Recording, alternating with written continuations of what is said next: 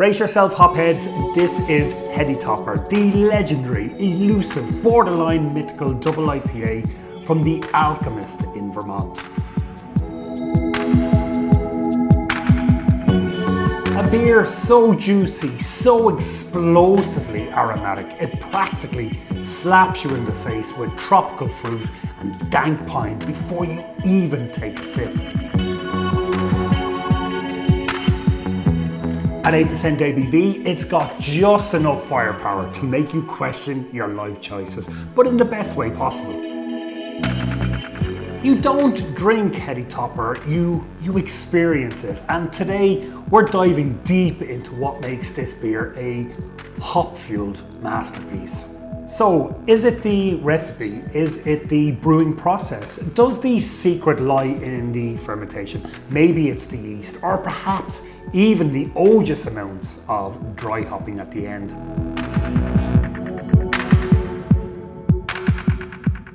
Today I've challenged myself to see if I can clone one of the highest rated double IPAs in the world.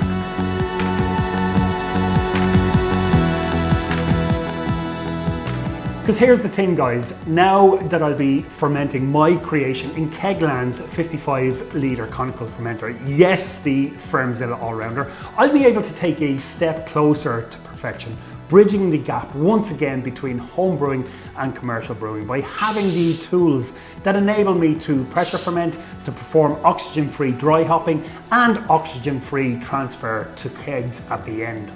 So what makes Heady Topper so popular, and why is it ranked as one of the best double IPAs ever made?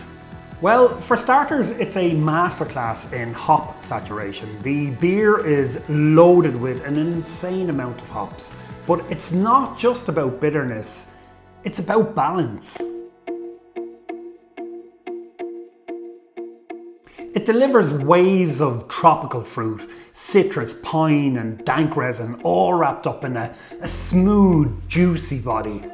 The use of late additions, whirlpool hopping and massive dry hopping creates an intense aroma and flavours without overwhelming astringency.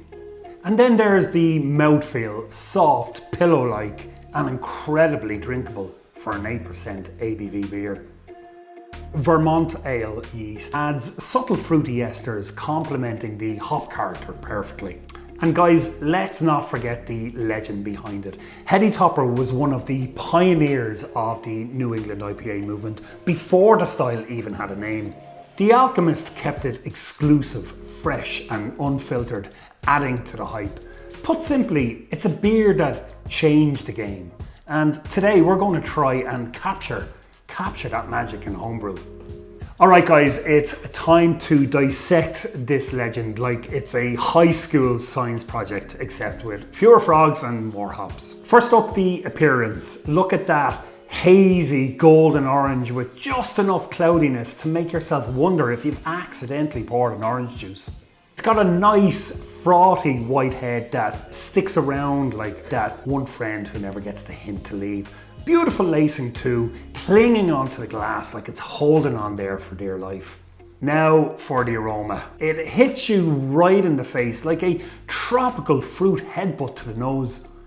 Juicy notes of grapefruit, pineapple, there's a bit of dank resin in there and that classic Vermont, I live in the forest but vacation at the beach vibe. Pure hop juice, we're talking a tsunami of citrus, mango, passion fruit, and a bit of earthy bitterness to keep the whole thing grounded, like a tropical fruit salad with just a sprinkle of attitude. The malts there in the background, like the bass player in a band, subtle, but without it, the whole thing would fall apart. And the mouthfeel, smooth, medium-bodied, with a carbonation level that's just enough to keep things lively without turning your tongue into a trampoline. It's creamy but crisp, soft but punchy. A beer that's basically giving your taste buds a warm hug and a slap on the back at the same time. So guys, that's the legend. Now let's see if I can recreate it, or at least get close enough that no one notices after the second pint.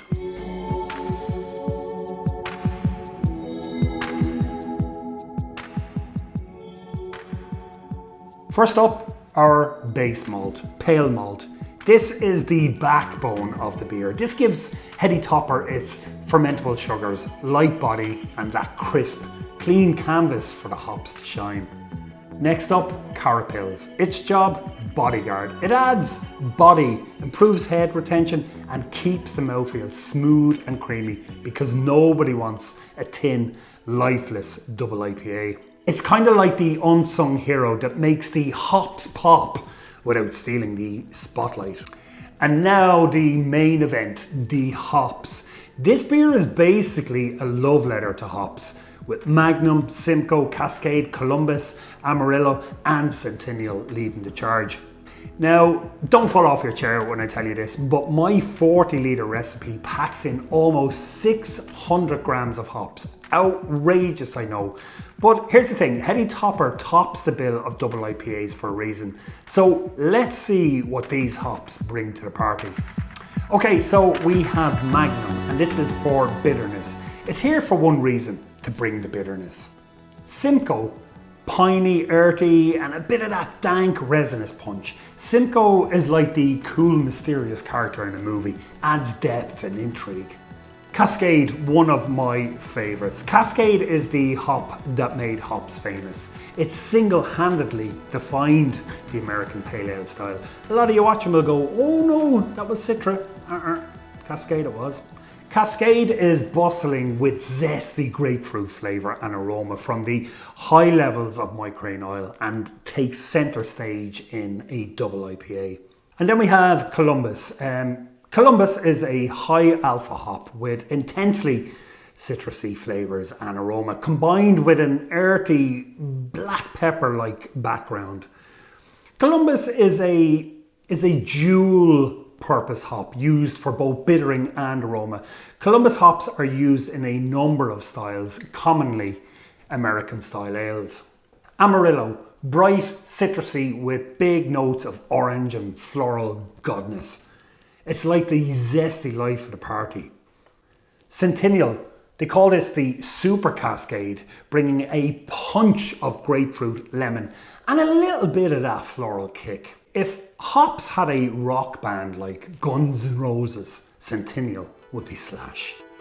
That's a shitload of hops, and don't worry, we're not done with the hops after the boil. There's dry hopping in the Fermzilla using this bad boy, the Hop Bomb. Because why settle for hoppy when you can go supernova? And finally, the yeast, Vermont Ale yeast by White Labs. This little beast is what gives Heady Topper its signature fruity esters, clean fermentation, and just enough character to remind you that the yeast isn't just here to party, it's running the whole show behind the scenes. WLP 4000 Vermont Ale yeast is isolated from a uniquely crafted double IPA that hails from Vermont. This single strain of Saccharomyces cerevisiae produces a complex fruity ester profile of peach, apricot, and light citrus that complements any aggressively hopped beer. Is our beer aggressively hopped? Hell yeah. Give me a hell yeah. Attenuation is 78 to 82%. Flocculation is low to medium. And the fermentation temperature, we're looking at 64 degrees to 72 degrees Fahrenheit or 18 degrees to 22 degrees Celsius. Now, before we get brewing, I'll be making a 4-litre yeast starter split over 2 by 2 litres to ensure we've got a healthy active fermentation. Heady Topper is a high gravity beer, and pitching the right amount of yeast cells is absolutely crucial to avoiding off flavours and to achieve that clean, crisp profile we're after. Quality fresh yeast and a good starter helps the yeast hit the ground running, leading to better attenuation, faster fermentation, and a more consistent final product. This is all very important in the quest for perfection and bridging that gap between homebrew and commercial beer.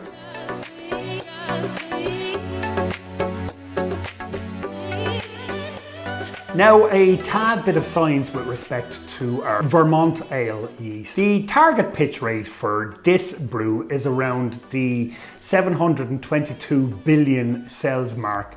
The pitch rate is important. We're looking for around 18 million cells per milliliter. The inoculation rate is 41 million cells per milliliter with a growth factor of 4.4.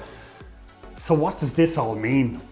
Well, either I need to pitch 8 packets of this yeast at a cost of £17 per pack to give me 722 billion cells, or I can make a 4-litre yeast starter with 400 grams of extra light spray malt, which gives me a new pitching count of approximately 720 billion cells. That's close enough for me. So guys, that's a wrap on the ingredients. With a quick word of advice, don't get creative here with substitutions. This isn't the time to grab that old packet of mystery hops from the back of your freezer, or swap in some budget dried yeast you just found on sale. If you want to clone Heady Topper, stick to the recipe like it's a sacred scroll. Fresh ingredients, the right yeast, and no shortcuts. If you don't have or can't get the ingredients, then go off and bake a cake or something.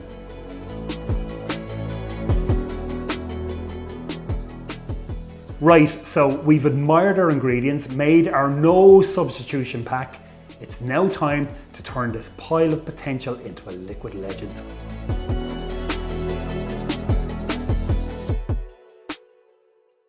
First up, we are mashing in. I've conditioned and crushed all my grains. I'm brewing a 40-litre batch today, but you will find my BlowTie and Grainfather recipes in the description below, which will allow you to scale to your own desire. Why am I brewing a 40-litre batch, you might ask? Shut the hell up, that's why. Okay, so I start with 40 litres of strike water at 67 degrees Celsius or 153 Fahrenheit. I add the grains slowly, no dough balls here, thank you.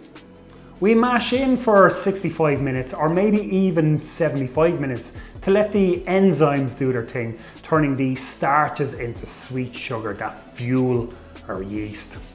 Now, because I'll be pressure fermenting later, this fermentation process inhabits yeast cell growth and viability, so attenuation is a concern. I can address this by producing a more fermentable wort. Mashing at optimal alpha amylase temperatures, and that's 150 to 152 degrees Fahrenheit or 66 to 67 degrees Celsius, and perhaps longer, 75 minutes can help. So we're mashing out and sparging. I raise the mash temp to 76 degrees Celsius or 169 Fahrenheit for mash out, then sparge to rinse every last bit of sugar from the grains. Efficiency matters, we're not leaving any flavour behind. And now we move on to the boil, the magic, our hop schedule. This is where we build bitterness, flavour and aroma. At 60 minutes, I'm putting in Magnum, our bittering workhorse, clean, crisp bitterness to balance all that malt sweetness. 30 minutes, we throw in our Simcoe, bringing piney, earthy notes with a touch of citrus. And at 0 minutes, flame out, we're adding Cascade, Apollo, Simcoe, Centennial, Columbus. A hop explosion. Hell yeah. Citrus pine resin and a dank punch. It's like a hop concert in your kettle where every band is headlining. And moving swiftly on to our whirlpool and cooling. Whirlpool is going to help extract maximum flavour from those late hop additions. Then we chill it down to 18 to 20 degrees Celsius, 64 to 68 Fahrenheit, using the counterflow wort chiller. Fast cooling locks in all that juicy aroma. Now we transfer to our Fermzilla and add our yeast. Into the Fermzilla for pressure fermenting, we are pitching my 4-litre Vermont ale yeast starter, clean, fruity and perfect for this style. Now, note what I'm doing here, guys. I'm not recommending this. This is something that I'm trying out. I've added the yeast to the to the Fermzilla first. I have left the yeast collection jar open at the bottom. I then seal it up, set the spunding valve to 10 or 12 psi and let fermentation begin. Now I'm not going to hook it up yet to the CO2 cylinder. I'm just going to let the natural fermentation kick in and then later we'll hook that up.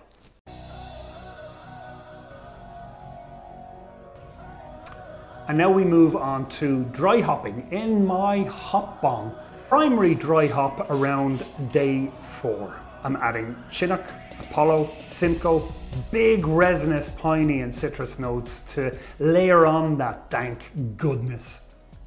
Then later on our secondary dry hop after primary fermentation finishes. Centennial and Simcoe adding bright citrus floral notes and amplifying the hop character without overwhelming bitterness. No oxygen exposure here thanks to the hop bong, just pure unadulterated hop aroma going straight into that beer. So why am I doing a yeast dump? This clears out the trub and the spent yeast, keeping flavors clean. Now, I'm not going to do a cold crash on this because I want to keep it nice and hazy. I want it looking like I just poured an orange juice that has a lovely frothy head. Carbonation and packaging. Since we've pressure fermented, carbonation is halfway there. We'll dial it in with CO2, then it's time to pour.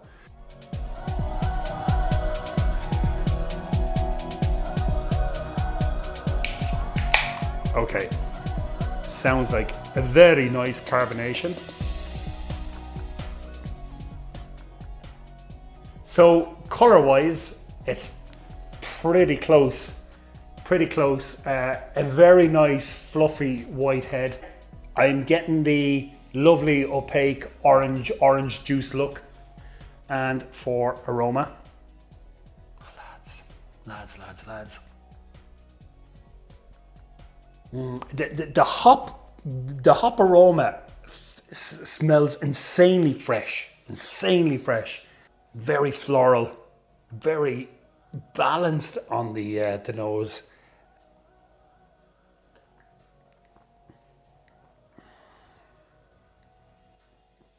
First things first, I can't actually believe I've made this. Okay, flavor. I mean, there's so much going on there. And it really feels, I'm going to use this word, premium. What I mean there is, it's very similar to the commercial beer. Is it exactly like Heady Topper? Straight up, no. Heady Topper just had so many dimensions to it. And I knew when I tried Heady Topper at the start, I'm not going to recreate this. Have I got close to it? Probably. I probably have, between the enormous amount of hops that went in there, the lovely kind of malt backbone on it. I've got pretty close, but here's the thing.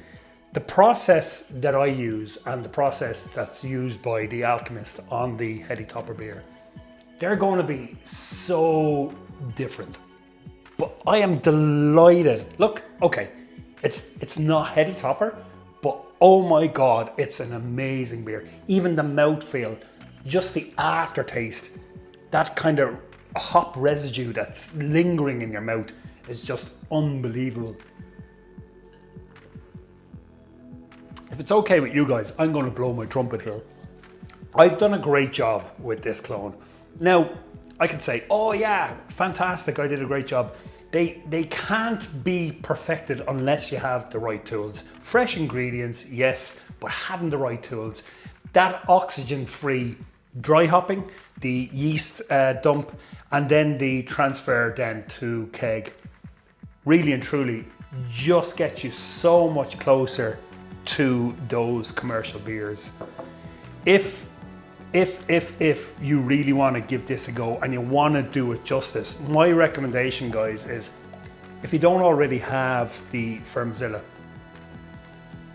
have a think about it, because they're not that expensive, and to create something of this standard using a fermenter that's inexpensive, kind of really says a lot. I mean, that's an exceptional beer and I am absolutely delighted. I'm also delighted that you're still watching.